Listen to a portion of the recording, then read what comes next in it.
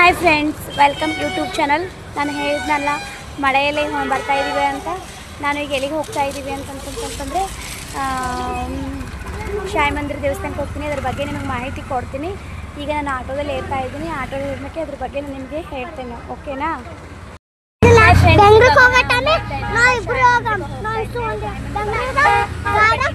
ಹೇಳ್ತೀನಿ. ನಾನು ಕಲ್ತಿ ಇಬ್ರು ಕೂಡ ಇಲ್ಲಿ ನೋಡ್ರಿ, ಎಲ್ರು ಹಾಯ್ ಮಾಡ್ರಿ. ನಾವೆಲ್ಲ ಆಟೋ ಹೋಗ್ತಾ ಇದೀವಿ. ಬರ್ತಾ ಇದೆ. ಯಾವ ಥರ ಕ್ಲೈಮೇಟ್ ಇದೆ ಅಂತ ನಿಮ್ಗೆ ತೋರಿಸ್ತೀನಿ ರೀ. ನಮ್ಮ ಕಲಬುರ್ಗಿದಾಗ ಈ ಕ್ಲೈಮೇಟಲ್ಲಿ ಕೂಡ ನಾನು ಶಾಯಿ ಮಂದಿರಕ್ಕೆ ಹೋಗ್ತಾ ಇದ್ದೀನಿ. ಜಿಗಿ ಮಳೆಯಲ್ಲಿ ಹೋಗ್ತಾ ಇದ್ದೀವಿ. ನೋಡಿ ಫ್ರೆಂಡ್ಸ್, ನಾವು ನಮ್ಮ ಅತ್ತೆ ಎಲ್ಲ ಹುಡುಗರು ಕಲ್ತಿ ಆಟೋದೊಂದು ಇಳಿದ್ವಿ.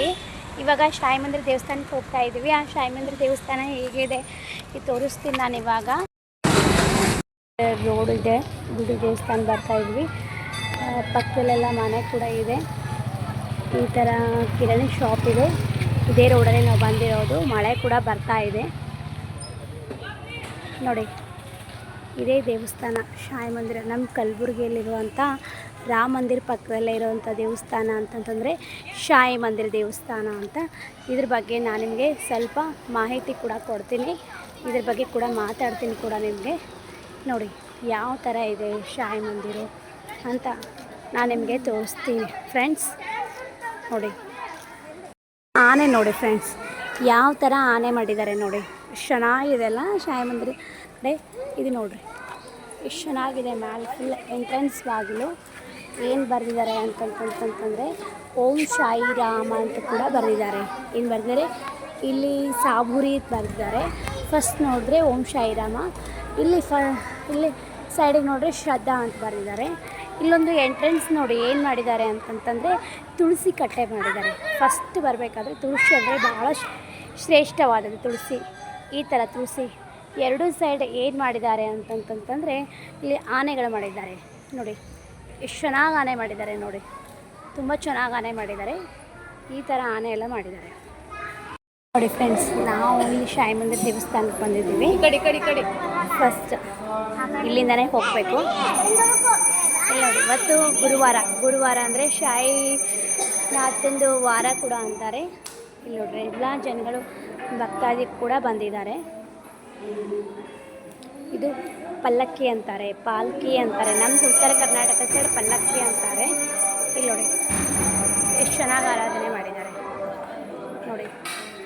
ದೇವರ ಪೂಜೆ, ದೇವಸ್ಥಾನ ಆರಾಧನೆ ಪೂಜೆ ಕೂಡ ನಡೆದಿದೆ ನೋಡಿ. ಎಷ್ಟು ಚೆನ್ನಾಗಿ ನಡೆದಿದೆ. ಪೂಜೆ ಕೂಡ ಮಾಡ್ತಾ ಇದ್ದಾರೆ ನೋಡಿ. ಎಷ್ಟು ಚೆನ್ನಾಗಿದೆ. ಲೈಟಿಂಗ್ ಕೂಡ ಚೆನ್ನಾಗಿ ಮಾಡಿದ್ದಾರೆ. ಲೈಟಿಂಗ್ ಎಷ್ಟು ಚೆನ್ನಾಗಿ ಲೈಟಿಂಗ್ ಮಾಡಿದ್ದಾರೆ ನೋಡಿ.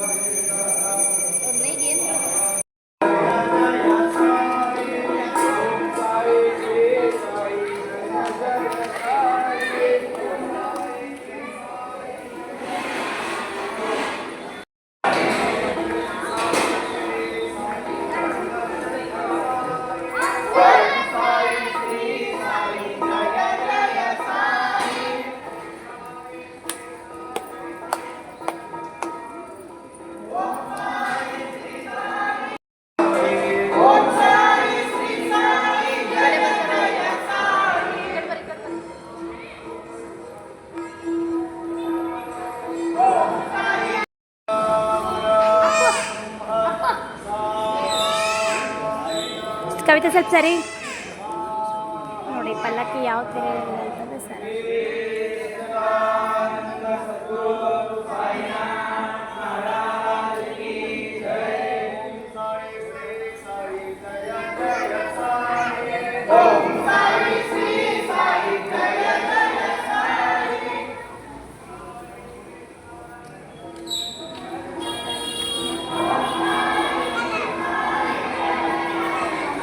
ಏನಂತಾರೆ ಅಂದರೆ ದಿಗಂಬರ ಶ್ರೀಪಾದ ವಲ್ಲಭ ದಿಗಂಬರ ದೇವಸ್ಥಾನ ಅಂತಾರೆ. ಇದು ಎಲ್ಲಪ್ಪ ಇದೆ ಅಂತಂತಂದರೆ ಶಾಯಿ ಮಂದಿರ ಪಕ್ಕದಲ್ಲೇ, ಶಾಯಿ ಮಂದಿರ ಗುಡಿದಾಗೆ ಇದೊಂದು ಇದೆ.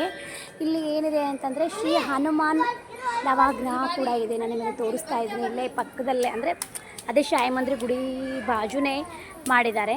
ಇದು ನವಗ್ರಹ, ಹನುಮನ್ ನವಗ್ರಹ ಅಂತ ಹೇಳ್ಬೋದು. ಇದಕ್ಕೆ ಏನಂತಾರೆ ಅಂತಂದರೆ ಹನುಮನ್ ನವಗ್ರಹ ಅಂತ ಕರೀತಾರೆ. ಹೇಳಿದ್ರೆ ಹನುಮನ್ ದೇವಸ್ಥಾನ ಗುಡಿ ಇಲ್ಲಿದೆ ಅಂತ. ಇದು ಹನುಮನ್ ದೇವ್ರ ಗುಡಿ. ನಾನು ಎಂಟ್ರೆನ್ಸ್ ಬಾಗಿಲು ತೋರಿಸ್ತಲ್ಲ, ಶಾಯಿ ಮಂದಿರ ಬಾಜುಗೆ ಈ ಗುಡಿ ದೇವಸ್ಥಾನ ಇದೆ. ಇಲ್ಲೊಂದು ಮರ ಕೂಡ ಇದೆ ನೋಡಿ ಎಷ್ಟು ಚೆನ್ನಾಗಿದೆ. ಇಲ್ಲಿ ನಾಗಪ್ಪನ ಗುಡಿನೂ ಇದೆ. ಈ ಥರ ಇದೆ ಅಂತ ಹೇಳ್ಬೋದು. ಒಂದು ಫೋಟೋನ ಹಾಕಿದ್ದಾರೆ ಇಲ್ಲೇ. ಮತ್ತು ಇದು ಏನಪ್ಪ ಅಂದರೆ ನವಗ್ರಹ. ಇದು ನವಗ್ರಹ ಇದ್ದರೆ ಏನೇ ಇದ್ರೂ ಹೋಗುತ್ತೆ ಅಂತ. ಇಲ್ಲೊಂದು ಮರ ಕೂಡ ಇದೆ, ನಾನು ನಿಮಗೆ ತೋರಿಸ್ತೀನಿ ಯಾವ ರೀತಿ ಇದೆ ಅಂತ ತೋರಿಸ್ತೀನಿ. ನವಗ್ರಹ ಕೂಡ ಇದೆ ನೋಡಿ, ಈ ಥರ ನವಗ್ರಹನೂ ಇದೆ.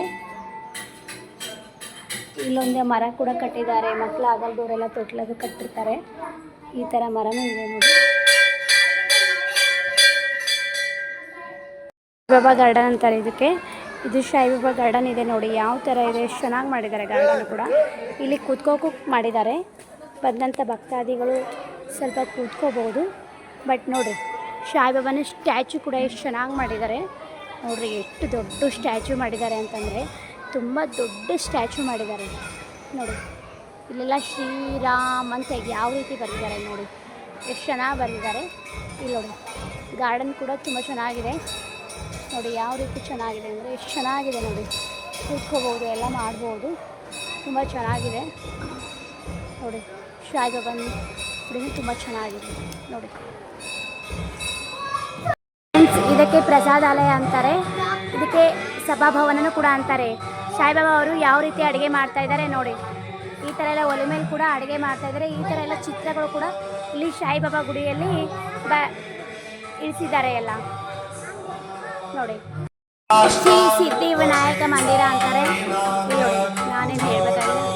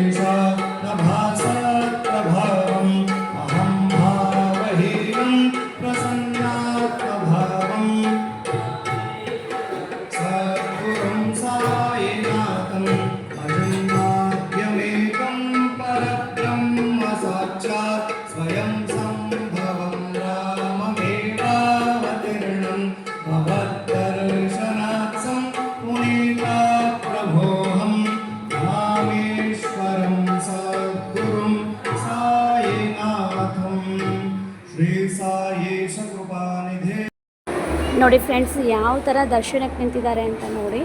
ಸಾಯಂಕಾಲ ಆದರೂ ಕೂಡ ಇಲ್ಲಿ ನೋಡ್ರಿ ಎಲ್ಲ ಪ್ರತಿಯೊಬ್ಬರು ಭಕ್ತಾದಿಗಳು ಕೂಡ ಈ ರೀತಿಯಾಗಿ ದರ್ಶನವನ್ನು ತಗೋತಾರೆ.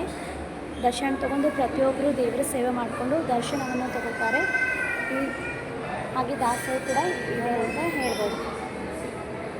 ಈ ಥರ ದಾಸೋಹ ಕೂಡ ಇದೆ. ಈ ಥರ ನೋಡಿ ಇವತ್ತು ಸೀರಾ ಮತ್ತು ಅನ್ನ ಸಾಂಬಾರು ಪ್ರಸಾದ ಮಾಡಿದ್ದಾರೆ ನೋಡಿರಿ. ಕೂತ್ಕೊಳ್ಳೋಕ್ಕೂ ಎಷ್ಟು ಚೆನ್ನಾಗಿ ಮಾಡಿದ್ದಾರೆ.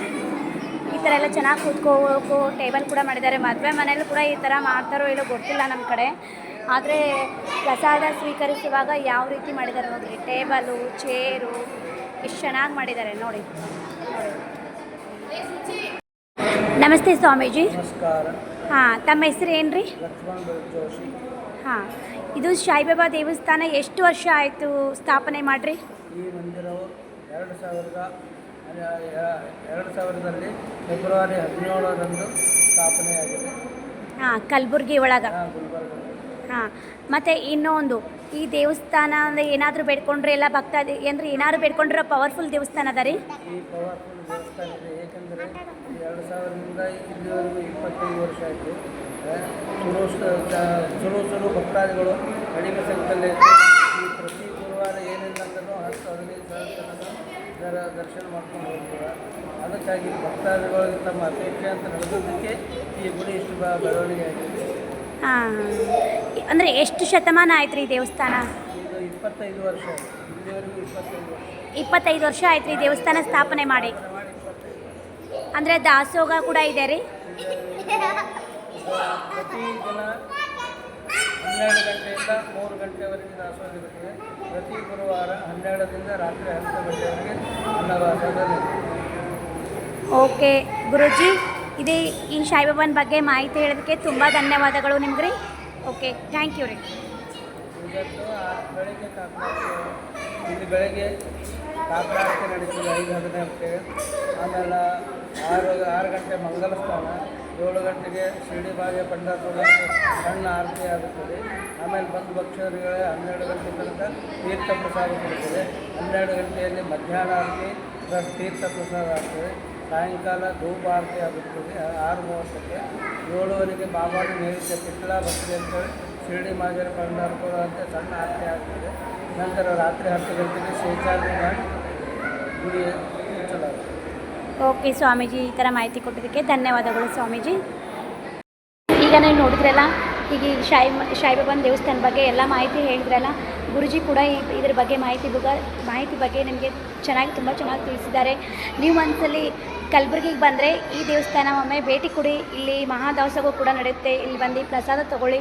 ನಿಮಗೇನಾದರೂ ಸಂಕಷ್ಟ ಇದ್ದರೆ ಇಲ್ಲಿ ಬಂದು ದೇವಸ್ಥಾನಕ್ಕೆ ಹರಕೆ ಕಟ್ಕೊಳ್ಳಿ. ನಿಮ್ಮದೆಲ್ಲ ಸಂಕಷ್ಟ ಕಡಿಮೆ ಆಗುತ್ತಾ ಹೇಳ್ತಾ ನಮಸ್ಕಾರ, ಧನ್ಯವಾದಗಳು.